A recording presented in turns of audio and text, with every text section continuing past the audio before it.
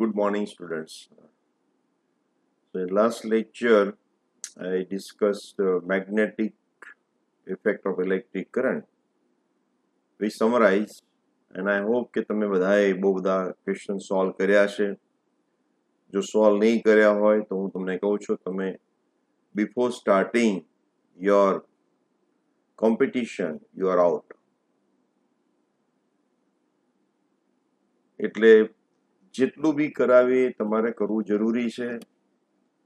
હવે જરાક આજે હું સમરી રે ઓપ્ટિક્સની કરાવું તમને આવડતું જ હશે, મને ખબર છે, પણ મારા અનુભવને આધારે કહું છું આમાંથી કોઈ પોઈન્ટ મિસ થતો હોય એ પોઈન્ટના આધારે suppose question is ask then you will be in the trouble. 80% તમને ખબર પડી ગયેલી હશે, કદાચ 90% ખબર પડી ગઈ. 10% વાળું જે ભાગ છે એમાં કદાચ તમારી મિસઅન્ડરસ્ટેન્ડિંગ હોય તો એ દૂર થઈ જાય, અને જો એમાંથી જ ક્વેશ્ચન પૂછાય તો તમે એટેન્ડ કરી શકો જો તમે અત્યારે સમજાવો તો. એટલે પરફેક્શન તરફ જવા માટેનો આ રસ્તો છે. પૂરેપૂરા લેક્ચર જોતા શીખો, કારણ કે ઘણા વિદ્યાર્થી સ્ટાર્ટ કરે મૂકી દે, એમ નથી થતું. You are away from the class.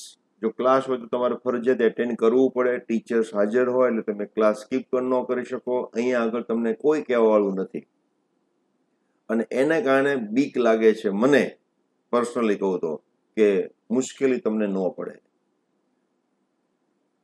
તો ક્લાસ પૂરેપૂરો એટેન્ડ કરો, પૂરેપૂરું લેક્ચર એટેન્ડ કરો, નાની નાની બાબતનું નોંધ કરો, બરાબર છે, તો તમે પરફેક્શન તરફ જઈ શકશો. અધરવાઇઝ જે પોઈન્ટ થોડું ઘણું કન્ફ્યુઝિંગ વાળું હોય અને એમાંથી તારો 5-7 ચેપ્ટરમાં એવું રહ્યું અને એમાંથી ક્વેશ્ચન આવી ગયા તો મેં કીધું એ મુજબ તમે કોમ્પિટિશનમાંથી ઓટોમેટિકલી આઉટ થઈ જાઓ. એવું ન થવા દેવા માટેના પ્રયત્નો છે. એટલે તમે ધ્યાનથી સમજો. બધા આવડતું હોય તો બહુ ઓવર કોન્ફિડન્સમાં આવવાની કોઈ જરૂર નથી. જ્યાં સુધી તમે રિઝલ્ટ પ્રોડ્યુસ ન કરી શકો ત્યાં સુધી તમે એવું નહીં કહો કે ના આઈ એમ માસ્ટર. આટલા વર્ષોના અનુભવ થયા પછી પણ અમારે હજી જોવું પડતું હોય છે અમુક બાબતોમાં, તો તમે તો હજી નવા છો. આઈ હોપ કે તમે મારી વાતને બહુ સિરિયસલી લેશો અને સરસ રીતે લેક્ચર એટેન્ડ કરશો, છેક સુધી કરશો. જ્યાં આગળ જરૂર પડે ત્યાં પોઝ કરી દેજો. જે થિયરીની આપણે ડિસ્કશન કરીએ અને તમને પૂરી વધારે ઇન્ફોર્મેશન જોઈએ જે તે લેક્ચર જોઈ લેવાનું, તો તમારું કન્ફ્યુઝન દૂર વધારે થશે. Okay, I hope.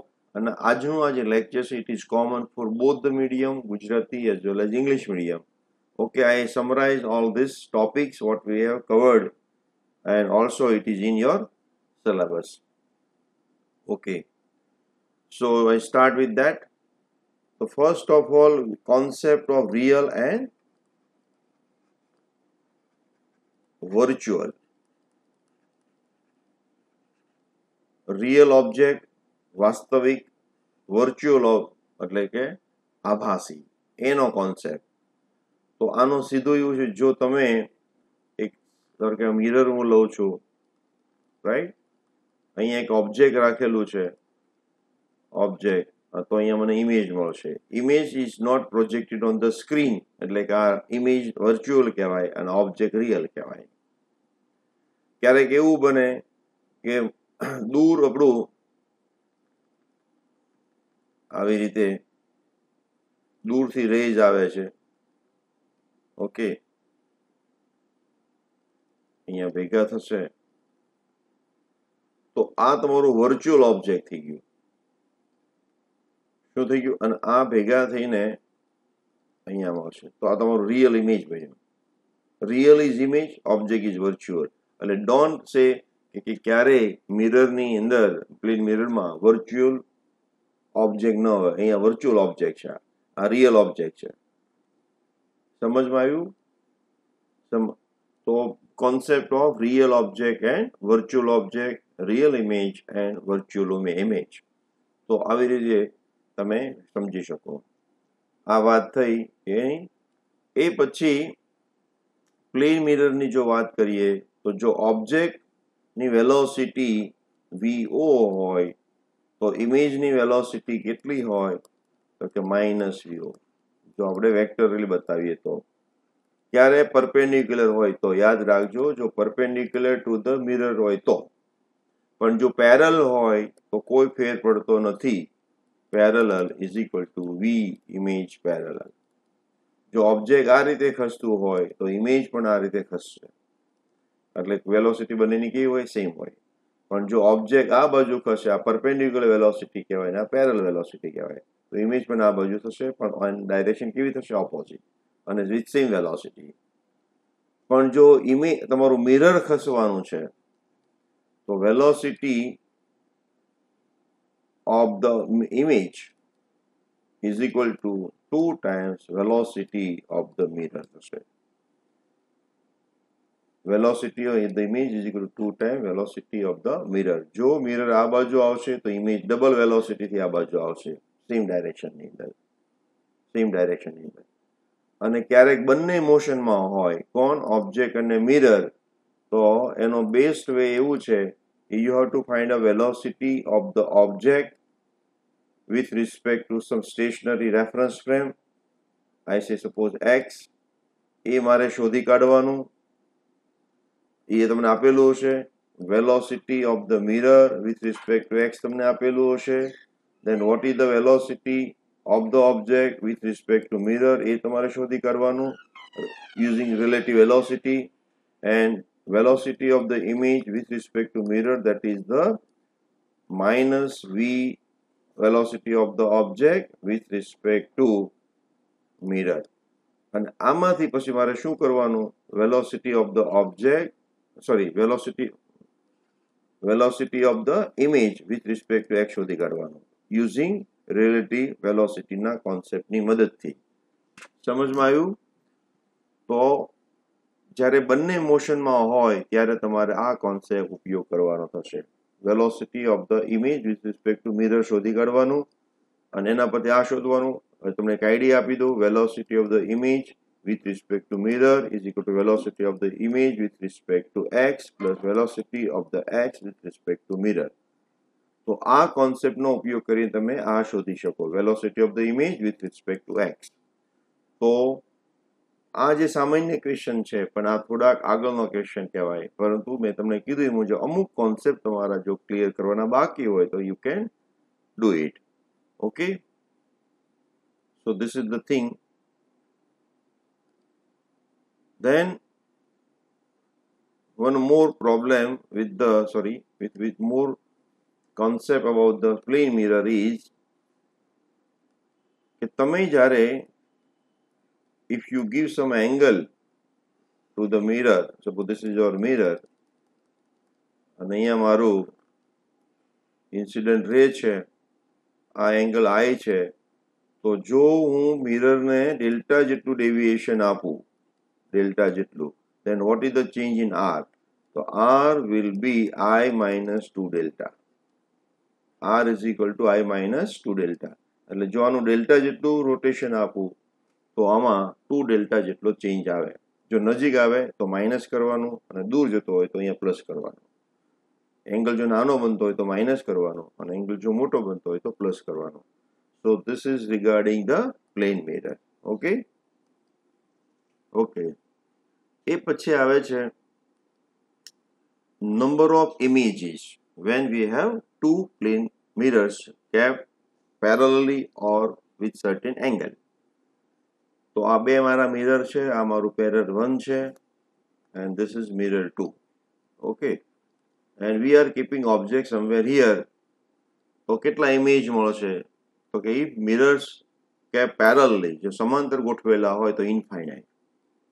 Otherwise what? એ ફોર્મ્યુલા અહીંયા આપી છે, પછી ડિસ્કસ કરીએ છીએ આપણે. હવે આની મારે એમ શોધવું હોય what is the position of the image. તો આ જે આની મારે ઇમેજ શોધવું હોય, what is the distance of the image, તો there are so many images. તો તમને એમ કહેવામાં આવે કે પહેલા મિરરનું બીજું ઇમેજ, કે સેકન્ડ મિરર છે એનું third image, vote is the distance. તો કેલ્ક્યુલેટ કરવા માટેનું આ એક સમરાઇઝ છે. તો અહીંયા તમે જુઓ, આ પહેલા મિરરને મેન્શન કરે છે, and this is four second mirror. Okay, તો ઓબ્જેક્ટ ઇઝ હિયર, તો આનું ઇમેજ અહીંયા મળશે. This is the image of 1, પહેલાનું મિરરનું છે ઇમેજ. તો એ ક્યાં આવશે? 3 આવશે. હવે આ ઇમેજ બની ગયું. આ ઇમેજ સેકન્ડમાં પણ દેખાવાનું છે. કેટલું દૂર દેખાશે? તો કે આટલું કેટલું ડિસ્ટન્સ છે? તો કે 10 પ્લસ 3. અને અહીંયાથી અહીંયા સુધીનું ડિસ્ટન્સ કેટલું થયું? 13. તો એની પાછળના ભાગમાં 13 દેખાશે. એટલે 3 તો then 13. ઓકે, 13 એ પાછું આમાં દેખાવાનું છે અહીંયા આગળ. તો 13 પ્લસ અગેન 10, 23. તો આ તમે જો આ રીતે મેં એરો તમને બનાવી દીધો. 3 તો 13 એ આ બાજુ સેકન્ડ મિરરનું, then 13 plus 10, 23 એ ફર્સ્ટ મિરરનું, 23 plus 10, 33 એ સેકન્ડ મિરરનું. બરાબર છે? આ મિરર હવે ઇમેજ નંબર આપી દે. This is first image of second mirror. Second મિરરનું first image, second image, third image, fourth image, first image, second, third and fourth. તો આવી રીતે હવે આનું આ ઓબ્જેક્ટનો આ બાજુ ઇમેજ ક્યાં મળશે? તો 7 સેન્ટીમીટર. તો કે 7 plus 10, 17, 17 plus 10, 27. So this is very interesting and you can understand very well. આ રીતે ઇમેજ ડિસ્ટન્સ શોધવા માટેનું છે. You can find the image distance. And how many images? Infinite. ક્યારે? if mirrors are જો પેરેલલ મૂકેલા હોય તો. હવે જો પેરેલલ ના મૂક્યા હોય તેનું કેટલા ઇમેજ મળે? તો એની પણ એક આપણી પાસે ફોર્મ્યુલા છે. અમારી પાસે બે મિરર છે, મિરર 1 એન્ડ મિરર 2.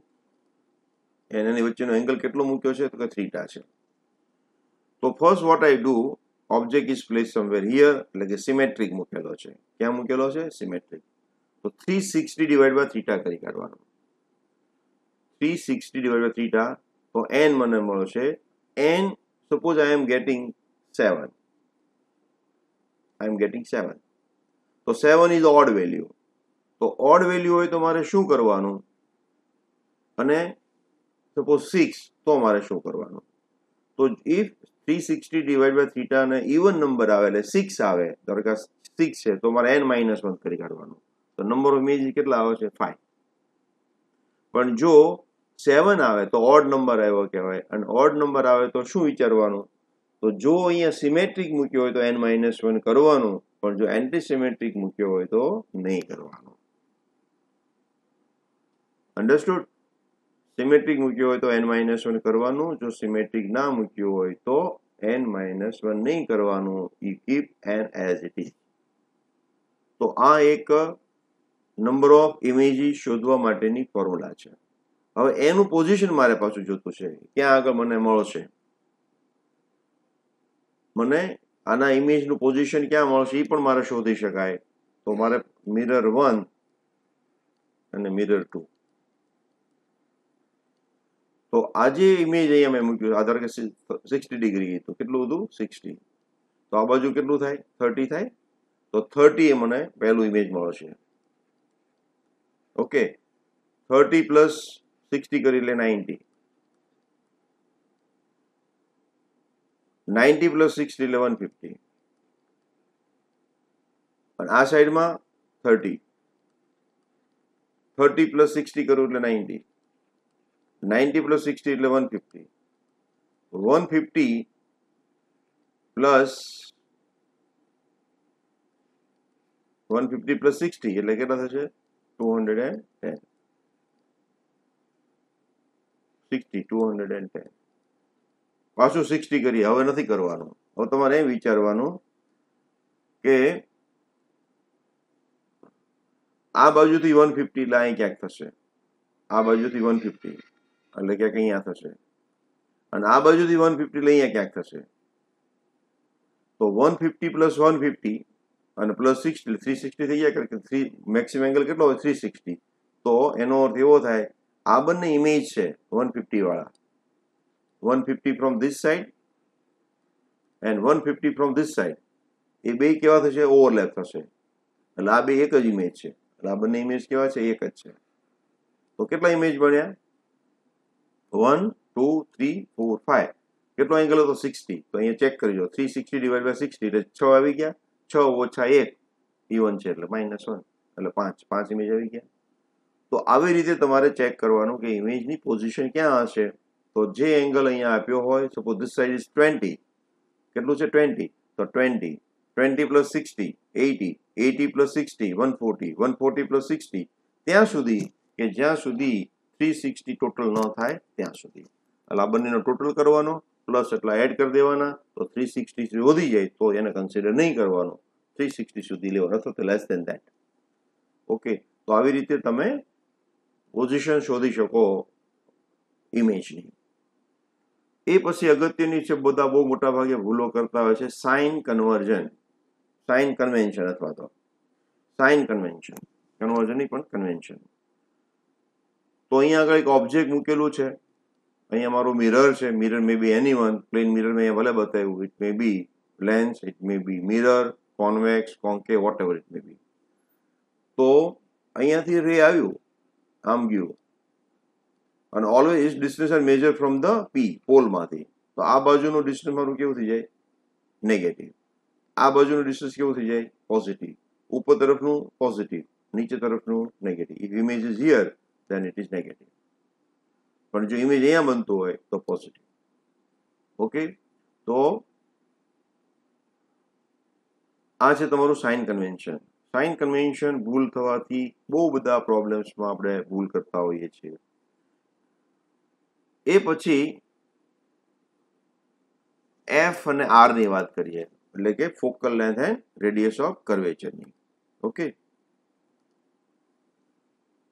તો આ એક આપણે સ્ફિયર છે, સ્ફિયરમાંથી એટલો ભાગ કટ કરીએ અને if we put silver on one side તો it may be concave or it may be convex.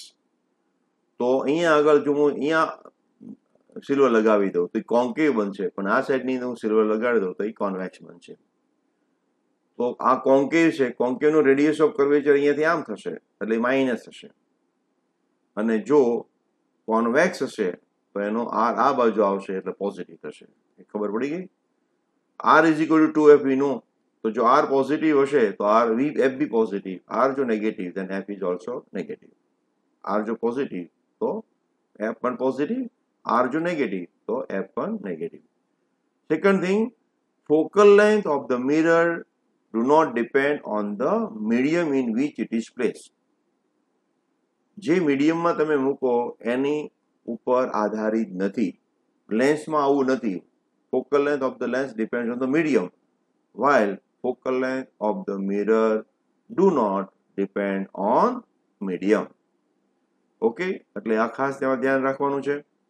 અને એની પછી આપણે મિરર ફોર્મ્યુલા બનાવ્યા 1/u + 1/v = 1/f = 2/r. 2/r યાદ આવી ગયું છે તમને? કારણ કે r = શું હોય છે? 2f. r = હોય છે 2f. તો u is the object distance, v is the image distance, f is the focal length, r is the radius of curvature. બરાબર? અને આમાં પોઝિટિવ નેગેટિવ લેવામાં ભૂલ કરવાની નથી.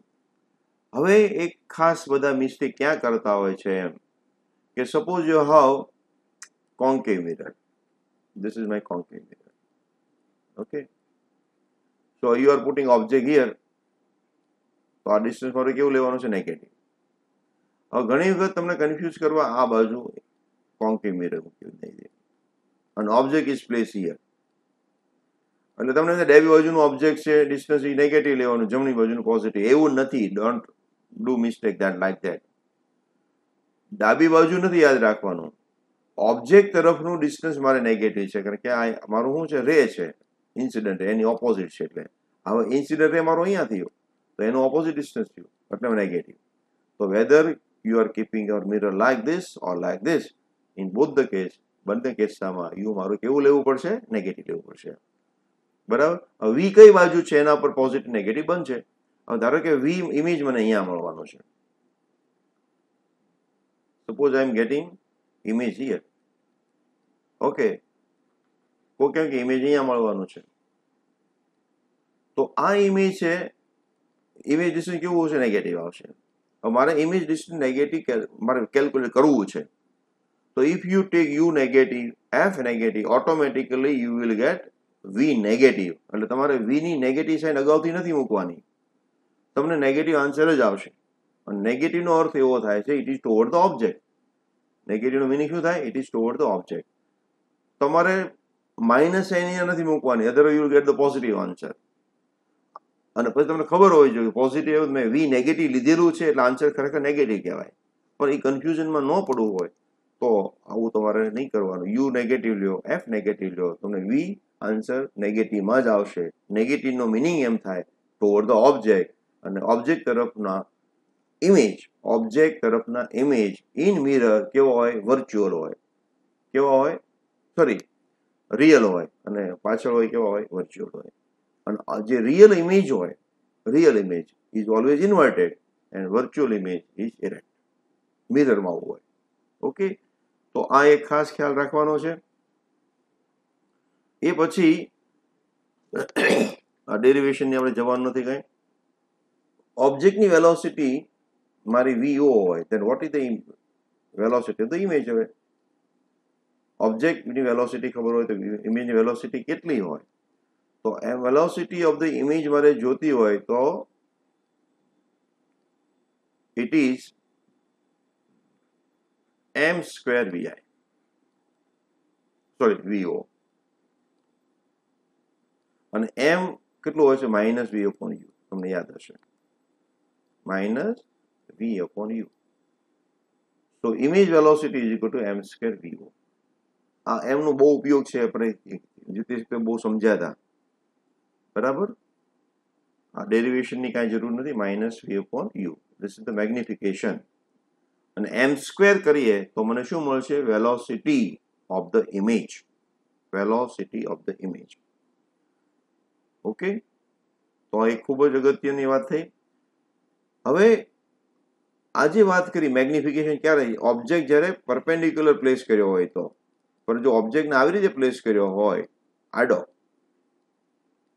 એક્સિયલ કહેવાય આને લેટરલ કહેવાય, આને શું કહેવાય? એક્સિયલ. તો મારે શું કરવાનું છે? તો અહીંયા આગળ મેગ્નિફિકેશન એમ હોય, તો આવી રીતે પ્લેસ કર્યો તો એમ સ્ક્વેર હોય. અને જો ઓબ્જેક્ટ નાનો હોય કમ્પેર ટુ આર, એન્ડ ઓબ્જેક્ટની હાઇટ છે that is less compare to radius of curvature, તો આવું કરવાનું છે, એમ સ્ક્વેર. અધરવાઇઝ મારે થોડી જુદી મેથડથી કરવું પડે કે આ એક છેડો છે કોનો? ઓબ્જેક્ટનો. આનું મારે પોઝિશન શોધવાની, ઇમેજની, સોરી આ ઓબ્જેક્ટ છે, ઓબ્જેક્ટનો એક છેડો, ઓબ્જેક્ટનો બીજો છેડો, એટલે આની બી ઇમેજ શોધવાની અને આની પણ ઇમેજ શોધવાની, અને બંનેની ઇમેજ શોધ્યા પછી બંનેનો ડિફરન્સ લેવાનો, તો મને હાઇટ ઓફ ધ ઇમેજ મળે. પરંતુ જો ઓબ્જેક્ટ નાનો હોય કમ્પેર ટુ આર, તો મારે એમ સ્ક્વેર વાળી ફોર્મ્યુલા લગાડી દેવાની. તો you will gate hi is equal two m square ho. સમજમાં આવ્યું? હવે એમની અલગ અલગ ફોર્મ્યુલા આપણે બનાવી, તમને યાદ હશે, m is equal two f upon f minus u, અથવા તો f minus v upon f. તમને યાદ હશે. તો જુદી જુદી ફોર્મ્યુલા હશે. અહીંયા મારે શું કરવાનું છે? પાછું you have to use sign convention. તમારે સાઇન કન્વેન્શન યુઝ કરવાની છે, અને યુ ફાઇન્ડ આઉટ મેગ્નિફિકેશન. તો આ બધી વાત થઈ મિરરની થઈ વાત. ઓકે, તો અહીંયા આગળ એક ઓબ્જેક્ટ પ્લેસ કર્યું છે, તો એનું ઇમેજ મારે કેવું મળશે? તો કે લેન્થ ઓફ ધ ઇમેજ મારી મળશે m સ્ક્વેર LO. ઓકે, જો LO છે કમ્પેરેટિવ લેસ હોય તો. હવે અહીંયા આગળ એક પ્લેટ મૂકેલી છે પરપેન્ડિક્યુલર ધ એક્સિસ, તો આનો એરિયા કેટલો હશે? તો આ બી m સ્ક્વેર લેવાનો છે. તો m ની 3 જગ્યાએ યુઝ કર્યું આપણે વેલોસિટી ફાઇન્ડ આઉટ કરવા માટે, અને ઓબ્જેક્ટ જ્યારે એક્સિયલ પ્લેસ કર્યું હોય ત્યારે, અને જો કોઈ પ્લેટ હોય તો એનું. પણ જો મેં પ્લેટ આવી રીતે મૂકી હોય પેરેલલ ટુ ધ એક્સિસ, તો અહીંનું મેગ્નિફિકેશન અને અહીંયાનું મેગ્નિફિકેશન જુદું જુદું હોય, તો શેપ ઓફ ધ પ્લેટ જે અત્યારે રેક્ટેંગલ છે, રેક્ટેંગલનો બધા શેપ બદલાઈ જશે. તમને યાદ હશે એક મોબાઈલનો પ્રોબ્લેમ છે, તો મોબાઈલનો શેપ બદલાઈ જાય. જો આવી રીતે આપણે મૂક્યો હોય તો મોબાઈલનો શેપ મોબાઈલ જેવો નથી રહેતો, કારણ કે અલગ અલગ પાર્ટનું મેગ્નિફિકેશન જુદું, અહીંનું જુદું હશે, કારણ કે અહીંયા આગળ ઓબ્જેક્ટ ડિસ્ટન્સ એટલું છે, અહીંયા ઓબ્જેક્ટ ડિસ્ટન્સ એટલું થાય, અહીં વધતું જાય. જેમ ઓબ્જેક્ટ ડિસ્ટન્સ બદલાય એમ એનું ઇમેજ ડિસ્ટન્સ પણ બદલાય. ઇમેજ ડિસ્ટન્સ બદલાય એટલે મેગ્નિફિકેશન બદલાય. મેગ્નિફિકેશન બદલાય એટલે કે દરેકનું મેગ્નિફિકેશન જુદું જુદું. તો સ્વાભાવિક છે જે નિયર પાર્ટ છે એનો અને દૂરનો ભાગ છે, એ બંનેના મેગ્નિફિકેશન જુદા જુદા હોય, જેના પરિણામે શેપ બદલાય છે. બરાબર છે. તો આ એક ખાસ અગત્યનું છે. એ પછી બીજો જે પાર્ટ આવે છે તમારો રિફ્રેક્શન. તો રિફ્રેક્શનની અંદર રિફ્રેક્ટ ઇન્ડેક્સ ઇમ્પોર્ટન્ટ છે. રિફ્રેક્ટ ઇન્ડેક્સ એટલે શું? તો કોઈ પણ લાઇટ આપણે લઈએ, electromagnetic wave, any velocity in vacuum અને વેલોસિટી ઇન ધ મીડિયમ, એનો જો રેશિયો લઈએ તો રિફ્રેક્ટિવ ઇન્ડેક્સ આવે. આને એબ્સોલ્યુટ કહેવાય, because it is with respect to vacuum છે. Otherwise you can lambda zero પણ lambda. Lambda zero is the wavelength in the vacuum and lambda is the wavelength in medium. Okay, હવે frequency બદલાતી નથી. Frequency કોઈ પણ મીડિયમમાં બદલાતી નથી. એટલે વેવલેન્થ બદલાય અને એને પરિણામે વેલોસિટી બદલાય. બરાબર, વેવલેન્થ ચેન્જ થશે, વેલોસિટી ચેન્જ થશે, but frequency can not change. It is a property of the source અને યુનિટ નથી, એ તમે જાણો છો. હાયર ધ રિફ્રેક્ટ ઇન્ડેક્સ હોય ને તો એને ડેન્સર મીડિયમ કહીએ છીએ, ઘટ્ટ માધ્યમ. અને જો લો હોય તો એને રેરર કહેવાય. અને ઇટ ઇઝ રિલેટિવ ટર્મ. ઘણી વખત આવું હોય કે 1.2 છે એક, then 1.3 and 1.4. So this is denser medium compared to this one, but this is denser compared to this one, and it is a relative term used. It is a ratio. It is always greater than 1 except એક આવશે તમારે ક્યારેક આઇનોસ્ફિયરમાં થોડું જુદું હોય છે. અને એની density સાથે કાંઈ રિલેશન નથી. કેરોસીનની ડેન્સિટી ઓછી છે વોટર કરતાં, પરંતુ રિફ્રેક્ટ ઇન્ડેક્સ વધારે છે. તો ઇન ટર્મ્સ ઓફ એમ કહેવાય કે ઓપ્ટિક્સમાં કેરોસીન ડેન્સર કહેવાય અને વોટર છે એ રેરર કહેવાય. બરાબર. એ પછી રિલેટિવ એટલે શું? તો કે સપોઝ આઈ સે refract index of 1 with respect to 2. So mu1 upon mu2. So is equal to what? Okay, v2 upon v1.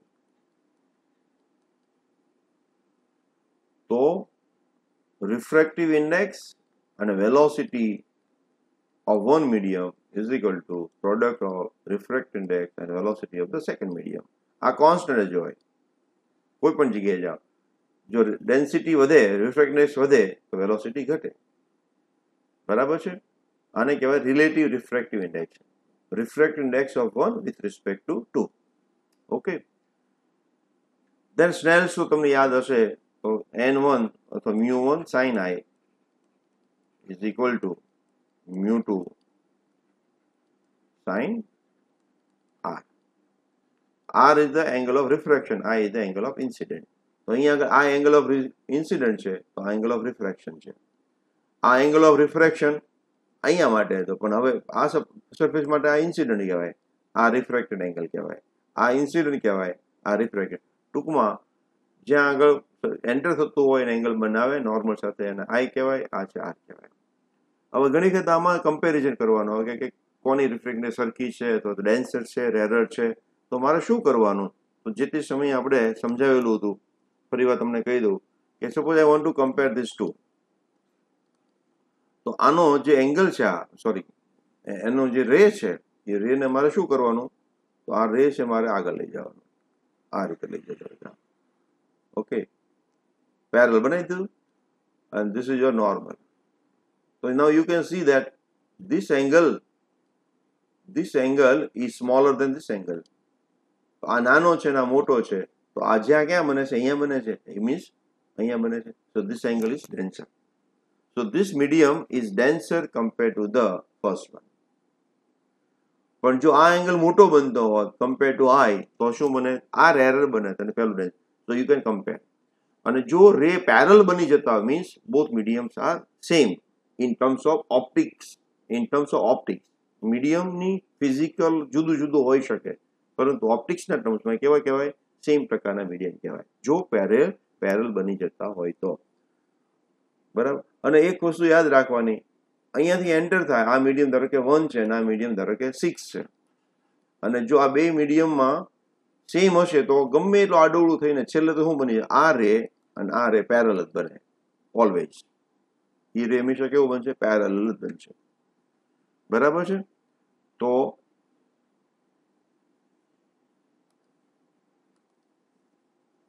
વચ્ચે એક વાત રહી ગઈ હતી. Suppose I have 2 mirrors are keeping like that. Okay, and one ray is incident over here.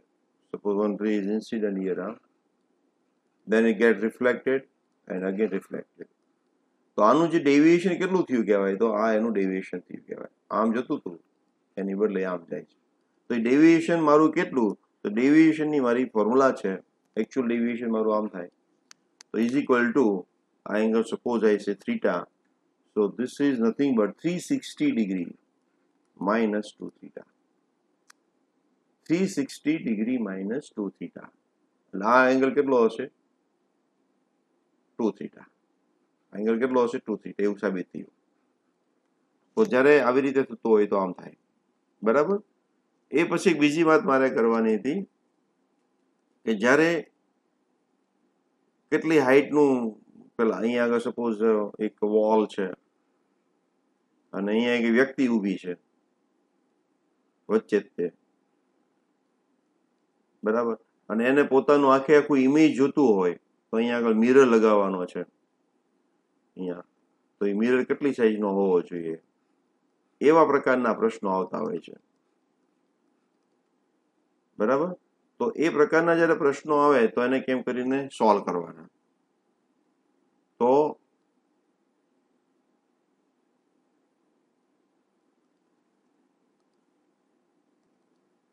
અહીં એક વ્યક્તિ છે અને અહીંયા આગળ દિવાલ ઉપર મિરર મારે ટીંગાડવાનો, એટલે આનું ઇમેજ આખું દેખાય. બરાબર? તો પેલા શું કે અહીંયા આગળ છે એવું અહીંયા મને ઓબ્જેક્ટ જોવા મળશે તો તે આખું દેખાયું કહેવાય. ઓકે, પેલા આ કરી રાખવાનો. ધેન અહીંયા આગળ બે કેવું છે? આ રીતે હશે. ઓકે, હવે આ જો ભાગ મારે જોતો હોય તો પેલા હું જોઈન કરી દઈશ.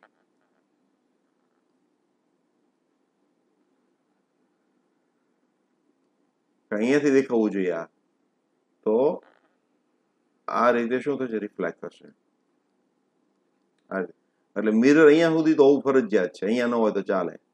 દેન આ જે ટોપ ભાગ છે એ ક્યાં જશે? અહીંયા જશે. રાઈટ? પેલા જેવું ઇમેજ છે એવું જ ઇમેજ, ઓબ્જેક્ટ છે એવું જ ઇમેજ બનાવી દીધું. અને હવે જો મારે આ ટોપ આ ભાગ જોતો હોય તો ટૂંકમાં અહીંયાથી મારે આમ બનશે. એટલે આ તમને આંખ જોઈ શકશો, આંખેથી જોઈ શકો હેડ. તો આ એક ઇન્સિડન્ટ, આ રિફ્લેક્ટેડ, આ મારું ઇન્સિડન્ટ, આ ઇન્સિડન્ટ, આ મારું રિફ્લેક્ટેડ. ઓકે, તો તમે જુઓ આ જે ભાગ છે એનાથી આ કેટલો ભાગ છે? અડધો છે. અને આખો ભાગ છે એનાથી આ અડધું છે. તો જેટલી હાઈટ છે તમારી કોઈ બી પર્સનની એના કરતા હાફ સાઇઝનું મારે મિરર જોવે. then you can see complete image of the person. તો આવી રીતે પહેલા મારે શું કરવાનું? આ મારો ઓબ્જેક્ટ છે એવું ઇમેજ બનાવી દીધું. આ ભાગ મારો છે એને જોઈન કરી દઉં કે આંખ સુધી મારે જોવાનું છે, એટલા માટે અહીંયા આંખ છે. હવે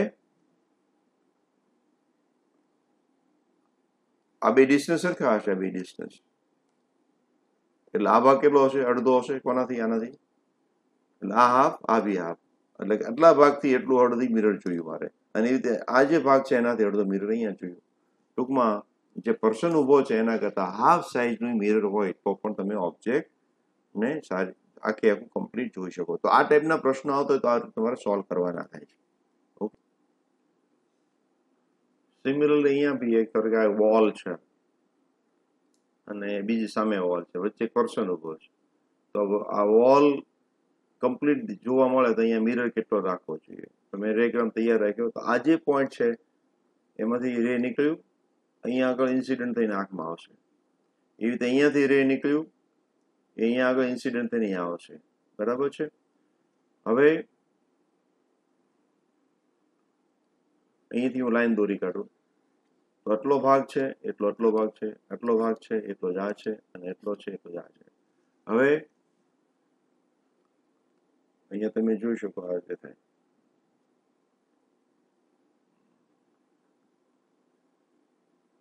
તો આને હું એચ કહું તો આ તમે જ્યોમેટ્રીનો યુઝ કરો, આ બી એચ જ આવશે, આ બી એચ આવશે. તો આ કેટલું છે? 3h છે. અને આ 3h જ હશે. તો મિરર વાળો ભાગ કેટલો મારો આવ્યો?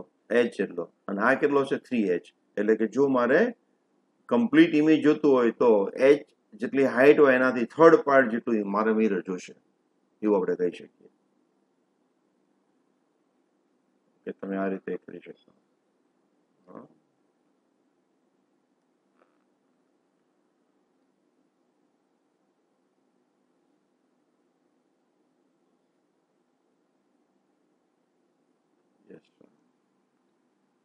તો થર્ડ પાર્ટ મારે જોઈએ, કેટલો જોઈએ છે? આખી વોલ કરતા થર્ડ પાર્ટનો જો મિરર હોય તો આપણું કામ ચાલશે. તો આ ટાઈપનો પણ ક્વેશ્ચન થઈ શકે. ટૂંકમાં આ જે વોલ છે એ વોલ મારે પહેલા બનાવી દેવાની, રે ટાઈમ તૈયાર કરવાનો, અને પછી જ્યોમેટ્રી યુઝ કરીને આપણે શોધી શકીએ જે જરૂર પડે ત્યાં આગળ. અહીંયા તો પર્સન ક્યાં છે? મિડ પોઈન્ટ ઉપર છે. ક્યાં આગળ છે? મિડ પોઈન્ટ ઉપર. ઓકે,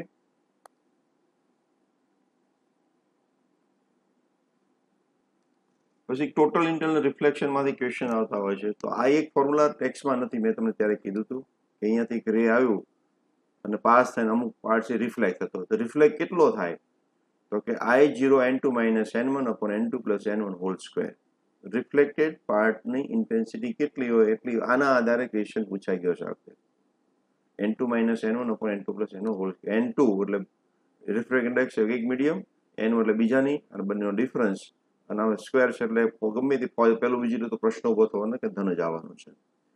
તો આ રીતે ઇન્ટેન્સિટી આપણે શોધી શકીએ. પાર્શિયલી રિફ્લેક્શન અને પાર્શિયલી રિફ્રેક્શન થાય, પણ એક એંગલ એવો આવે જ્યાં આગળ આ રે પેરેલ બની જાય. રિફ્રેક્ટર કેટલો બની જાય? પેરેલ. અને આ જે એંગલ એને આપણે શું કહીએ છીએ? ક્રિટિકલ એંગલ કહીએ છીએ. અને એની પછી આપણે ફોર્મ્યુલા ડિરાઈવ કરી હતી, N = 1/sin c. N = 1/sin c. આ જે શું છે? રિફ્રેક્ટિવ ઇન્ડેક્સ છે. જો બહાર એર હોય તો આને એબ્સોલ્યુટ લેવાનું, અધરવાઇઝ મારે શું કરવાનું? રિલેટિવ લેવાનું. અને one more very important thing કે જો રે એન્ટર્સ ફ્રોમ ડેન્સર ટુ રેરર તો જ ટોટલ ઇન્ટરનલ રિફ્લેક્શન ફિનોમિના થશે, નહીતર નહીં થાય. Denser to rarer, rarer to denser total internal reflection થતું નથી. હવે આના પરથી ક્વેશ્ચન આવે, ધારો કે મારી પાસે રેડ કલર છે અને વાયલેટ કલર છે. રેડ કલરનું ગ્રે છે, અહીંયા મિક્સિંગ કલર છે બંને આમાં. તો પેલા કયું આવતું બંધ થશે બહાર? અત્યારે અહીંયા આગળ બે રે બહાર આવશે, રેડ બી હશે અને વાયલેટ પણ હશે. અહીંયા ધારો કે રેડ અને વાયલેટ, તો પેલા કયું રે પેરેલ બનશે? તો જેનો રિફ્રેક્ટિવ ઇન્ડેક્સ હું કહું, જો આ એંગલ છે મારો, એનાથી દૂર છે એટલે મોટો એંગલ બનશે. આ એંગલ મોટો છે, આ એંગલ મોટો છે, આ એંગલ નાનો છે. તો એંગલ નાનો હોય તો રિફ્રેક્ટિવ ઇન્ડેક્સ વધારે હશે. અહીંયા આપણે કમ્પેરિઝન કર્યું છે. જો રેડ માટે રિફ્રેક્ટ ઇન્ડેક્સ નાની છે કમ્પેર ટુ ધ વાયલેટ, તો જેની રિફ્રેક્ટ ઇન્ડેક્સ નાની છે એનો ક્રિટિકલ એંગલ મોટો હોય તો પહેલા કયું દેખાતું બંધ થઈ જશે? તો કે વાયલેટ. અને પછી છેલ્લે કોણ રહેશે? રેડ. તો પહેલું રે કયું બંધ થશે? વાયલેટ. અને પછી રેડ થશે. સમજમાં આવ્યું? એટલે જો અહીંયા બધા મિક્સિંગ કલર હોય તો પહેલા શરૂ થશે વાયલેટ, ડિસેપિયર થશે. વાયલેટનું ટોટલ રેડનું નહીં થાય, કારણ કે એના માટે ક્રિટિકલ એંગલ મોટો છે. અને છેલ્લે કોણ રિફ્લેક્ટ થશે? તો કે રેડ. તો આ એક ખૂબ જ અગત્યની વાત છે કે આના આધારે ક્વેશ્ચન આવતા હોય તો તમને ખબર પડી જોઈએ. એ પછી આપણે રિલેશન બનાવ્યું હતું કે કેટલા ભાગ, અહીંયા કે બલ્બ છે, બલ્બમાંથી લાઇટ આવે તો આટલો ભાગ છે એમાંથી લાઇટ આવશે, બાકીના ભાગમાંથી નહીં આવે, કારણ કે અહીંયા આગળ એંગલ છે, ક્રિટિકલ એંગલને સેટિસ્ફાઈ કરી નાખે. તો આ એચ છે ને આર છે એની વચ્ચેનું રિલેશન હતું. તો એ આપણે યાદ હશે તમને કે આ H = R/√N²-1.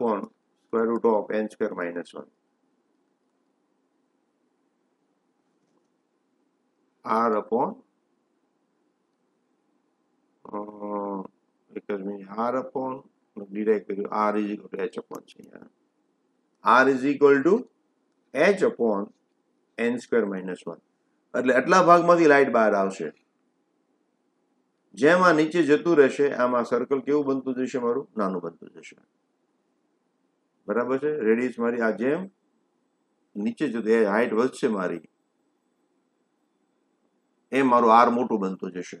જેમ નીચે જશે એમ આર મારું મોટું બનતું જશે. બરાબર? અહીંયા કોઈ ઓપેક આપણે ડિસ્ક મૂકી દઈએ તો પછી નીચેનો બલ્બ દેખાતો બંધ થઈ જાય, કારણ કે લાઇટ એટલા ભાગમાંથી જ આવતી. તો એનો એરિયા કેટલો હોય તો કે પાઈ આર સ્ક્વેર. તો પહેલા તમારે એચ ઉપરથી આર શોધી કાઢવાનું અને પછી પાઈ આર કરીને એરિયા શોધી કાઢવાનો. તો આ ટાઈપના પ્રશ્નો બી આવતા હોય અને એ સીધું સિમ્પલ ડેરિવેશન છે. Science is equal two 1/n અને સી એટલે અહીંયા બી સી થાય તો સામેની બાજુ ભાગ્યા કર્ણ, એમ કરીને તમે you can do the calculation. Okay, then apparent death and real death વચ્ચેનો સંબંધ. તો કે HI/HO is equal to n of observer upon n of object. આ ફોર્મ્યુલા તમારે ખાસ સમજી લેવાની છે. ઓબ્ઝર્વર ક્યાં છે તો કે એરમાં છે તો આ 1 લેવાનું. ઓબ્ઝર્વર ક્યાં છે પાણીમાં તો પાણીનો લેવાનું. બરાબર છે. If you are looking from rarer medium તો ઓબ્જેક્ટ મને નજીક દેખાશે, HI will be less than HO. અને if you see from water denser medium અને બહારના પક્ષીને હું જોતો તો પક્ષી મને દૂર દેખાય. પક્ષીને ફિશ નજીક દેખાય, ફિશને બર્ડ છે દૂર દેખાય. બરાબર છે. HI/HO is n observer upon n object. And same thing you can apply for the velocity. VI/VO is also n observer upon n object. VI/VO is also n observer upon n object. તો આ ક્યારે પણ remember, આ ક્યારે use કરવાનું છે કે જ્યારે તમે ઓછા એંગલથી જોતા હો તો. Otherwise you have to do calculation. તમારે લાંબી લાંબી કેલ્ક્યુલેશન કરવી પડે. પણ જો એંગલ ઓફ ઇન્સિડન્ટ નાનો હોય તો તમારે આ સીધી ફોર્મ્યુલા યુઝ કરી શકાય. હવે એક લેટરલ શિફ્ટની એક વાત રહી ગઈ હતી કે ઓબ્જેક્ટ જ્યારે લેટરલ શિફ્ટ થોડું યાદ કરાવી દો તમને, બરાબર કેવું રહી ગયું છે. T sec r sin I minus r. અહીંયાથી રે આવે છે રિફ્રેક્ટિવ અને રિફ્રેક્ટિવ. તો this is called lateral shift. This is called lateral shift. અને કેટલી હોય તો કે thickness T sec r sin I minus r. This is the lateral shift. આટલી હોય. કેટલું શિફ્ટિંગ થયું. Direction not change but shifting. Direction બદલાતી નથી, આને શિફ્ટિંગ કહેવાય. ઓકે, તો T sec r sin I minus r આ ફોર્મ્યુલા મારે કહેવાની રહી ગઈ હતી. તો ફરી વખત પાછું આપણે આવતીકાલે મને લાગે જરૂર છે રે ઓપ્ટિક્સમાં. ફરી વાર પાછું મળીશું. Thank you very much.